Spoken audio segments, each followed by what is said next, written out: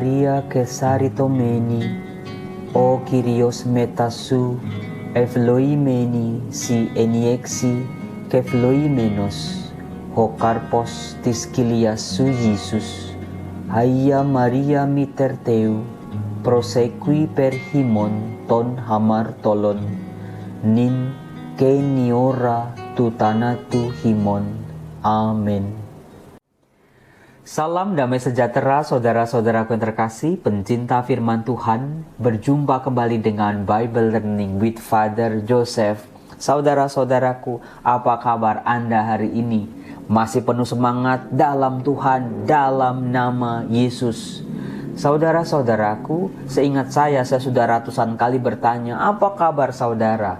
Tetapi hanya segelintir orang yang mencatat di kolom komen kabarnya bagaimana. Jadi, saya tidak banyak mengenal Anda, lalu juga saya tidak tahu keadaan Anda, dan saya tidak tahu apakah doa-doa saya untuk Anda itu sudah didengar Tuhan atau belum. Jadi, kalau saya tanya apa kabar, silakan tulis di kolom komen. Nah, saudara-saudaraku, kalau Anda diberi kesempatan oleh Tuhan Yesus bahwa Anda boleh bertanya apapun seputar hidup Anda, kira-kira pertanyaan apa yang akan Anda tanyakan kepada Tuhan? Coba pikirin sekarang, masuk ke dalam hati Anda secara jujur tentang diri Anda. Saya kasih waktu 5 detik. 5, 4, 3, 2, 1. Silakan boleh juga tulis di kolom komen apa yang mau Anda tanyakan tentang hidup Anda. Nah, izinkan saya untuk menebak nih, kira-kira apa sih yang Anda tanyakan? Biasanya dalam hidup manusia, kalau manusia lagi susah, lagi kepentok, lagi gagal, lagi carut marut hidupnya, seringkali kita bertanya pada Tuhan, Tuhan, mengapa hidup saya seperti ini? Betul apa betul? Tuhan, mengapa saya harus menderita sakit seperti ini, kok nggak sembuh-sembuh? Atau ketika kita berhadapan dengan kenyataan yang tidak sesuai dengan harapan kita, Tuhan, mengapa orang tua saya kok seperti itu?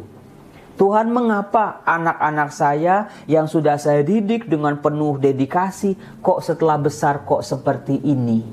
Atau juga ketika kita dikecewakan oleh pasangan, kita bertanya juga, Tuhan, mengapa suami atau istriku kok seperti ini? Apa maumu? Apa maksudmu? Apa rencanamu di balik segala masalah-masalah, kegagalan, problem-problem kehidupan kita? Nah, dalam hemat saya saudaraku, kalau kita sebagai manusia yang namanya berhadapan dengan Tuhan, sumber kehidupan kita, awal dan akhir perjalanan hidup kita, sumber-sumber rezeki kita, sah-sah saja, nggak apa-apa bertanya seperti itu kepada Tuhan. Nah, tetapi dalam prakteknya, dalam doa misalnya, kita doa, tanya, setiap hari kita tanya. Makin kita tanya, kayaknya kok nggak ada jawaban dari Tuhan. Tuhan nggak langsung kasih jawaban atau insight atau inspirasi buat hidup kita, sehingga kita langsung terang benderang. Tidak secara instan. Nah saudaraku, dalam video ini saya akan mengajak saudara untuk membahas sebuah teks kitab suci yang sudah sangat terkenal, yang kira-kira bisa membantu kita untuk mencari jawab terhadap pertanyaan-pertanyaan manusia kepada Tuhannya. Dalam kitab suci Perjanjian Baru, kita bisa menemukan satu tokoh yang luar biasa. Imannya, pergulatannya sampai akhir hidupnya itu luar biasa. Kalau kita baca cermati kemunculan tokoh ini ya dalam Injil, kita ikuti lika-likunya, kita ikuti pergulatannya dari awal sampai akhir. Kita bisa menyimpulkan bahwa hidup yang sedang dijalani oleh tokoh ini ternyata bukanlah hidup yang mudah, tetapi hidup yang sungguh berat, hidup yang penuh dengan tantangan, hidup yang tidak bisa hanya mengandalkan egonya saja, kemampuannya saja. Ada begitu banyak hal yang tidak dia mengerti tentang hidupnya, sama seperti kita. Ada begitu banyak pertanyaan demi pertanyaan yang tidak langsung dia pahami. Tetapi meskipun demikian, segala sesuatu yang tidak dia mengerti, dia simpan di dalam hatinya.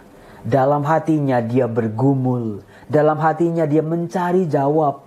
Dalam hatinya dia mencari kehendak Tuhan dalam hidupnya. Nah, apakah Anda bisa menebak siapa tokoh yang saya maksud? Tokoh yang saya maksud adalah Maria, Ibu Yesus.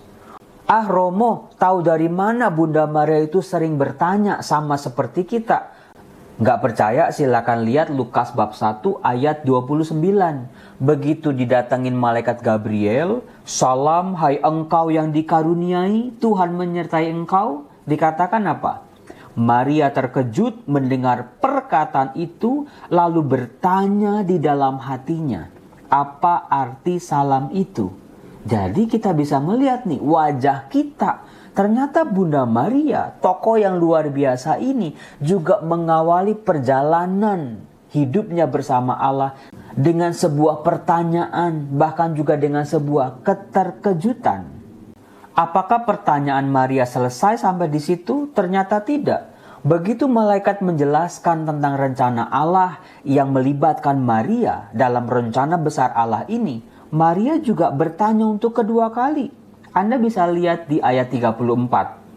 Kata Maria kepada malaikat itu, "Bagaimana hal itu mungkin terjadi karena aku belum bersuami?" Itu pertanyaan kedua yang keluar dari mulut Maria, saudara-saudara. Apakah pertanyaan Maria hanya dua itu saja? Ternyata tidak, saudaraku.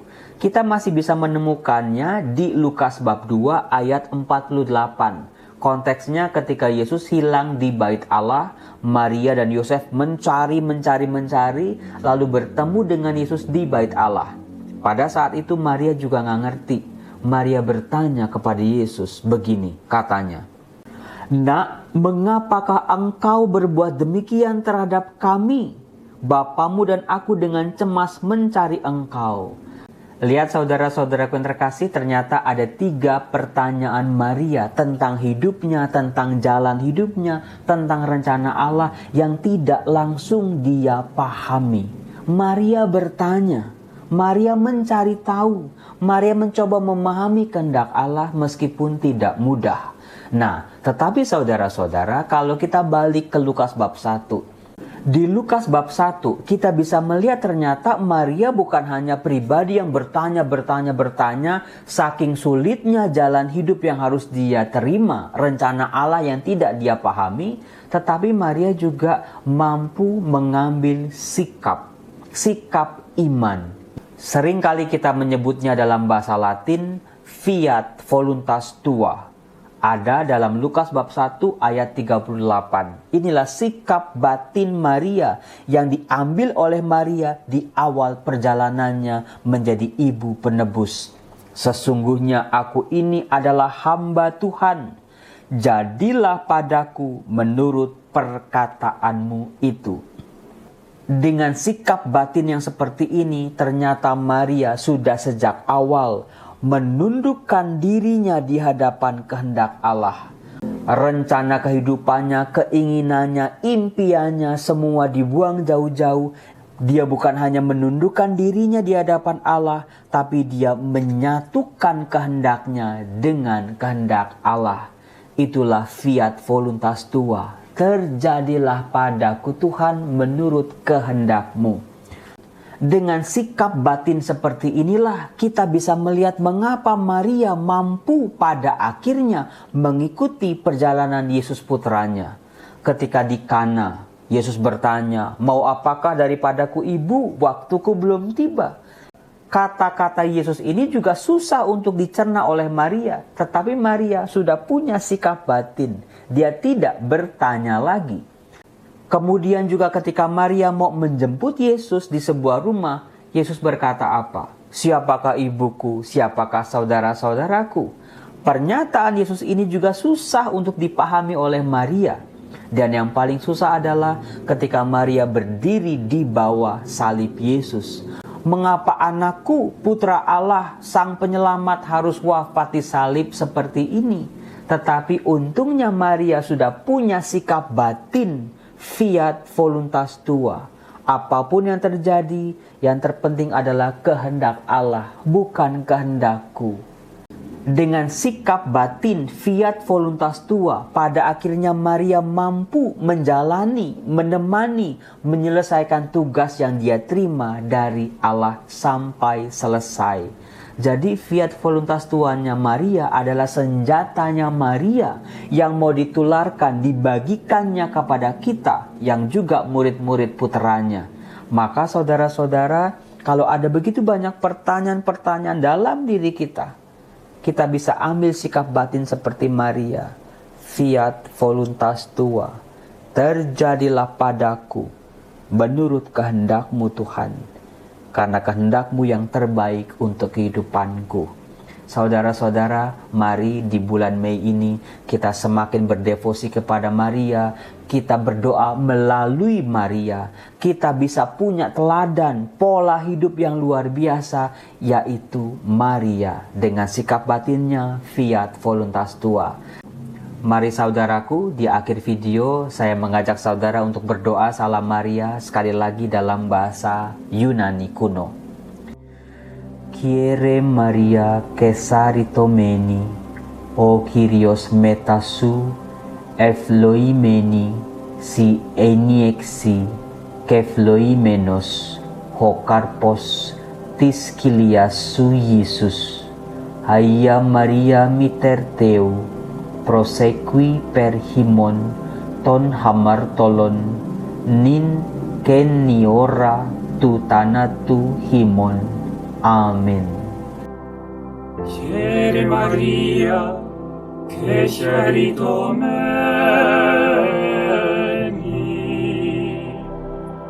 o Kyrios metasu, ευλογημένη, si eminexi, che ευλογημένος, ο καρπός της κοιλίας σου Ιησούς. Αγία Μαρία, Μήτερ Θεού, προσευχή περ ημών των αμαρτωλών, νυν